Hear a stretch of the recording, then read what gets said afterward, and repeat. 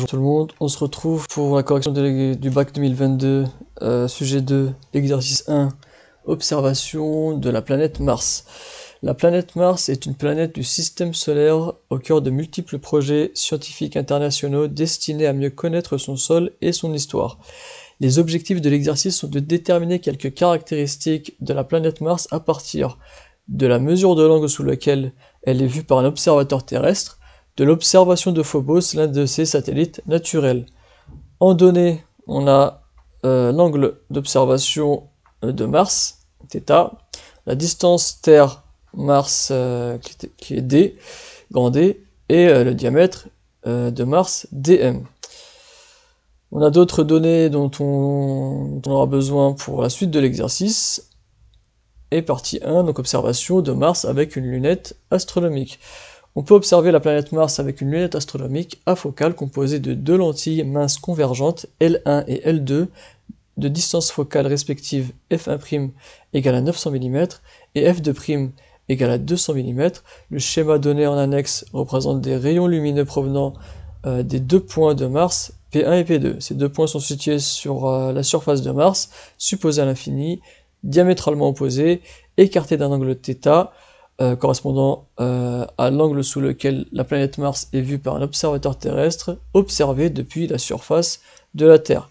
Question 1, indiquer sur le schéma quelle lentille joue le rôle d'objectif et celle qui joue le rôle d'oculaire. Alors celle qui joue le rôle d'objectif, c'est celle qui est le plus proche de l'objet, c'est-à-dire de Mars. Celle qui joue le rôle d'oculaire, c'est celle qui est le plus proche de l'œil, ici L2. Question 2, citer la propriété caractéristique d'une lunette astronomique dite afocale. Donner la position du foyer objet f2 de la lentille L2 par rapport à celle du foyer image f1' de la lentille L1 de cette lunette et placer-les sur le schéma. Alors, les caractéristiques d'une lunette afocale, c'est qu'elle renvoie en fait un objet qui est situé à l'infini, c'est-à-dire ici Mars, vers l'infini. Ça veut dire que là, l'œil humain n'accommodera pas, puisque l'objet, quand il est situé à l'infini, l'œil sera sur son état de repos. Donc les caractéristiques, c'est que F2, le foyer objet de l'oculaire, sera sur le foyer image de l'objectif. Donc F2 sera égal à F1'. Donc si on le place ici sur le schéma, on a juste à repérer ici la position de F2', donc le foyer image de l'oculaire, et de faire la symétrie, et donc de donner le foyer de l'objectif et le foyer de l'oculaire.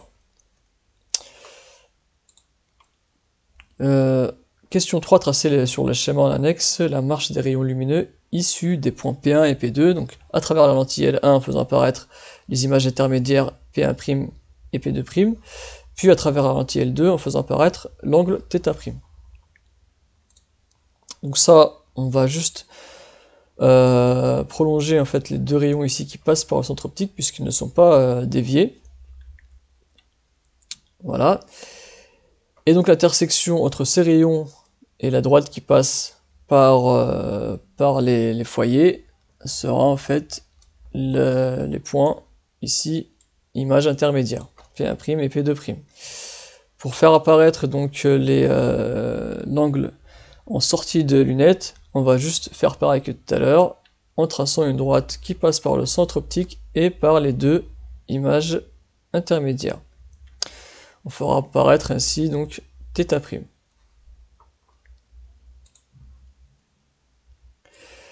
On admet que le grossissement de la lunette astronomique afocale s'exprime par la relation G est égal à F1' sur F2'. Calculer la valeur du grossissement G lunette de la lunette utilisée. Donc là, on a juste à appliquer la formule qui nous donne, puisqu'on nous donne ici les distances focales. Donc pour F1' c'est 900 mm et F2' c'est 20 mm. Donc si vous faites le calcul, vous devriez trouver 45, ce qui correspond à une lunette qui grossit 45 fois. En janvier 2021, l'angle sous lequel la planète Mars est vue par un observateur terrestre à l'œil nu était de θ est égal à 4,9 fois 10 puissance moins 5 radians. Cet observateur voit alors un point lumineux. Justifiez cette observation. Alors pourquoi il voit qu'il y a un point lumineux? Parce qu'on nous dit dans l'énoncé que le pouvoir séparateur de l'œil humain, c'est-à-dire l'angle minimal noté epsilon au-dessus duquel l'œil humain peut différencier deux points, a pour valeur epsilon est égal à 2,9 fois 10 puissance moins 4 radians. On nous donne un θ d'observation de 4,9 fois 10 puissance moins 5 radians. On voit bien que là, il est plus petit que le pouvoir séparateur pour différencier deux points.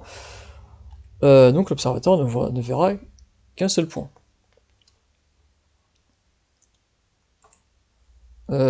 Question 6. Indiquer ce qu'il observe en utilisant la lunette astronomique précédente justifiée par un calcul. Donc là, on va juste faire... on va juste multiplier en fait cette valeur-là par le grossissement de la lunette, c'est-à-dire 45. Et on va obtenir donc l'angle sous lequel on va observer θ' Mars. Donc là on trouve normalement une valeur à 2,2 fois 10 puissance moins 4 radians. On voit bien que là il est supérieur à epsilon, donc là on pourra différencier deux points et on verra bien donc les contours de la planète. Détermination du diamètre de Mars. Alors à l'aide des mesures effectuées en début de chaque mois avec la lunette astronomique, on détermine l'angle θ sous lequel la planète Mars est vue par un observateur terrestre à partir de janvier 2018. Lorsque Mars n'est pas visible, on utilise donc des données simulées. Donc on a un mélange d'expérience et de données de simulation. Ce qui sont données ici dans ce graphique-là. Donc on a que les valeurs de θ sont représentées en fonction du temps. Sur la figure 1, la date T0 correspond au 1er janvier 2018. Donc, ici on a bien le point A et le point B qui nous sont dont on va étudier dans la suite. Donc le schéma présenté en figure 2 montre les deux positions extrêmes de Mars par rapport à la Terre, ainsi que les angles θ1 et θ2 sous lesquels la planète Mars est vue par un observateur terrestre pour ces deux positions. Alors question 5, 7, associez en expliquant votre démarche les angles θ1 et θ2 sous lesquels la planète Mars est vue par un observateur terrestre au point A et B de la figure 1, en déduire leurs valeurs. Alors là on a, si on voit bien, on a θ1 qui est pour Mars proche et θ2 qui est pour Mars éloigné. On voit bien que pour Mars qui est pour une observation de Mars proche, on a un θ1 qui est un θ qui est plus grand que θ2 pour une observation de Mars qui est éloigné. Donc ça va nous permettre de dire qu'en fait θ1 correspond à A, puisque c'est l'angle le plus grand, et θ2 correspond à l'angle B ici sur notre graphique, puisque c'est le point le plus éloigné. On détermine leur valeur, donc on a juste à faire le projeter. On obtient donc pour θ1 1,18 fois 10 puissance moins 4 et 1,6 fois 10 puissance moins 5 pour θ2. Question 8. En utilisant la figure 2, montrer que l'expression du diamètre dm de la planète Mars s'exprime de la façon suivante. Donc dm est égal à 2 rsm sur 1 sur θ1 plus 1 sur θ2. Donc là, ce sera des calculs que vous allez faire au brouillon. Moi, alors ce que j'ai fait, c'est que j'ai pris en fait les indications de l'énoncé. On nous dit que θ est égal à peu près est égal à dm sur d. Donc si on applique ça pour θ1 et θ2, on obtiendra donc θ1 est égal à dm sur d1. Donc d1 c'est celui-là. Et θ2 est égal à dm sur d2. d2 il est bien ici. Donc ce qu'on va faire, c'est que là on aura un système ici avec 1 sur θ1 est égal à d1 sur dm. Et 1 sur θ2 est égal à d2 sur dm. Donc là, je les ai mis sous cette forme-là, puisque dans l'énoncé, on nous demande de les mettre sous cette forme-là. On peut faire ça parce que θ1 et θ2 sont positifs. Donc ce qu'on va faire, c'est qu'on va additionner donc, ces deux expressions. On obtient donc que 1 plus 2 est égal à d1 sur dm plus d2 sur dm. Ils sont au même dénominateur. On va les mettre sous le même dénominateur. Et donc là, on réécrit l'expression qu'on a trouvée. 1 sur θ1 plus 1 sur θ2 est égal à d1 plus d2 sur dm. On va mettre dm de l'autre côté, et on obtient donc dm facteur de 1 sur θ1 plus 1 sur θ2 est égal à d1 plus d2. On met donc 1 sur θ1 plus 1 sur θ2 de l'autre côté, il va se retrouver en dessous de la barre. Ici, donc, si on regarde bien, d1 plus d2, si on regarde bien le schéma, on a donc d1 plus d2, ici, d1 plus d2, c'est égal en fait à RSM plus RSM, donc 2 RSM. Donc c'est ce qu'on a, c'est ce qu'on doit mettre en fait dans la forme qui nous est demandée. Donc on trouve ce qu'on nous demande. Question 9, calculer la valeur du diamètre dm de la planète Mars et commenter. Donc là on a juste à faire le calcul. Hein. Donc on en reprend notre forme, donc la forme qu'on a pour dm, on remplace par les valeurs qu'on avait trouvées sur le graphique. Donc pour θ1 est égal à 1,18 fois 10 puissance moins 4 radians, et θ2 est égal à 1,6 fois 10 puissance 5 radians. On nous donne aussi le rayon de l'orbite de Mars autour du Soleil, qui est égal à RSM est égal à 2,28 fois 10 puissance 8 km, qu'on va convertir en mètres, 2,28 fois 10 puissance 11 mètres. Si on fait le calcul, on trouve donc un diamètre pour Mars à 6,42 fois 10 puissance 6 mètres, soit 6420 km.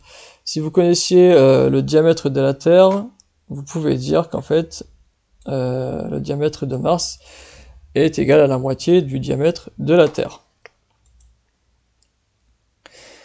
Alors, partie 3, détermination de la masse de Mars. Alors, la planète Mars, que l'on peut assimiler à une sphère de diamètre dm, possède une masse mm, environ 10 fois moins grande que celle de la Terre.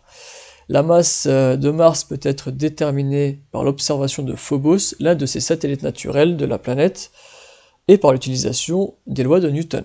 Ce satellite a une période de révolution t est égale à 7h39 minutes autour de Mars, donc va falloir le convertir en secondes tout à l'heure. Et elle possède une trajectoire quasi circulaire, très important, autour de Mars, de rayon 9,38 fois 10 puissance 3 km, qu'on va convertir en mètres. Elle n'est soumise qu'à une seule force, la force de gravitation. Question 10, en utilisant une loi de Newton, établir l'expression de la vitesse de Phobos sur son orbite circulaire autour de Mars. Établir que V est égal à la racine de G fois la masse de Mars sur le rayon de l'orbite de Phobos. Alors, comment on fait ça? Donc c'est un problème mécanique. Le référentiel c'est marsocentrique, c'est-à-dire Mars au centre, supposé galiléen. Le système c'est le centre de Mars de Phobos. Les forces, la force qui s'exerce sur le système c'est la force de gravitation. Et donc on peut appliquer la deuxième loi de Newton, c'est-à-dire que la somme des forces est égale à la masse fois l'accélération. Donc si on fait un petit schéma, donc là on a le vecteur unitaire pour donner en fait le signe de la force. La force qu'applique Mars sur Phobos, elle est bien en sens inverse, et donc il sera négatif par rapport au vecteur U, vecteur unitaire U, et donc la valeur de la force, ça sera moins G, masse de Mars fois masse de Phobos sur le rayon de l'orbite au carré. On reprend donc notre deuxième loi de Newton, F est égal à m fois A. M, donc c'est la masse de Phobos, parce que c'est lui le système qu'on va étudier. Donc si on remplace F par son expression, on obtient cette égalité-là, qu'on pourra simplifier en supprimant la masse de Phobos. et on obtient que A est égal à moins G fois la masse de Mars sur le rayon de l'orbite au carré fois le vecteur unitaire. On sait donc que pour un mouvement circulaire, d'après le cours, que l'accélération est égale à dv sur dt fois le vecteur tangentiel plus v au carré sur le rayon de l'orbite fois le vecteur normal. Donc ça c'est les vecteurs de Freinet t et n qu'on va placer ici sur le cercle. Et on va faire attention à bien mettre que le vecteur normal soit bien de la même dimension, mais en sens opposé de u. Ça nous permettra de dire que n est égal à moins u, et de faire notre changement de variable.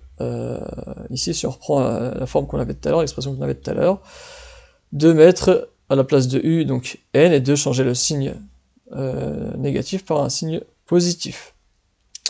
Donc on reprend notre formule du cours. On a a est égal à dv sur dt fois le tangentiel plus v carré sur le rayon de l'orbite fois la normale.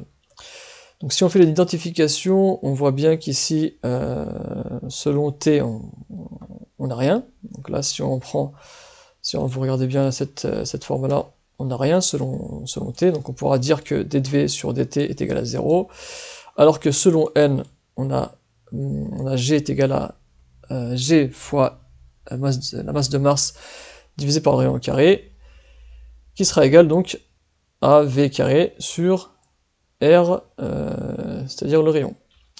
Donc là, si on va réfléchir sur cette expression-là pour sortir la vitesse. Donc là, pour avoir la vitesse, qui est demandée dans l'énoncé, on va juste mettre r mp de l'autre côté, et pour enlever le carré, mettre une racine. On obtient v est égal à la racine de g fois la masse de Mars sur le rayon. Donc on obtient bien l'expression demandée. Question 11, détermine la valeur de la masse de Mars et commentée. Alors, là, qu'est-ce qu'on va faire? On va juste remplacer tout ça par leur valeur. On a juste une grandeur qu'on n'a pas, c'est la vitesse. Donc la vitesse, on va juste appliquer la formule de cinquième qui est v est égal à d sur t. Donc d, c'est la distance en fait que Phobos fait. Ici, d, en fait, pour déterminer, c'est le périmètre en fait du cercle. Et le périmètre, c'est égal à le rayon, en fait, fois 2π. Le temps dans la vitesse, le temps, en fait, c'est la période de révolution. Une période au bout duquel Phobos fait le tour, en fait, de son orbite. Et là, c'est la période qu'on a vue tout à l'heure, à 7h39, qu'on va convertir en secondes. Donc si on remplace tout ça dans cette formule-là, on pourra donc isoler le m avec les valeurs, enfin on a toutes les valeurs. On va enlever la racine donc en mettant tout ça au carré. On isole m et on obtient donc que la masse de Mars est égale à le rayon de l'orbite au cube fois 4π carré divisé par la période au carré fois la gravitation, la constante de gravitation. Si on fait l'application numérique, on obtient, donc là, faire attention ici pour la période de bien convertir en secondes, et ici de bien convertir pour le rayon de l'orbite en mètres. On obtient que la masse de Mars est égale à 6,44 fois 10 puissance 23 kg. Et ça, si on fait le rapport avec la masse de la Terre, on trouve à peu près 10 fois la masse. On trouve que la masse de Terre est égale à peu près à 10 fois la masse de Mars. Et c'est bien ce qu'on nous donne dans l'énoncé.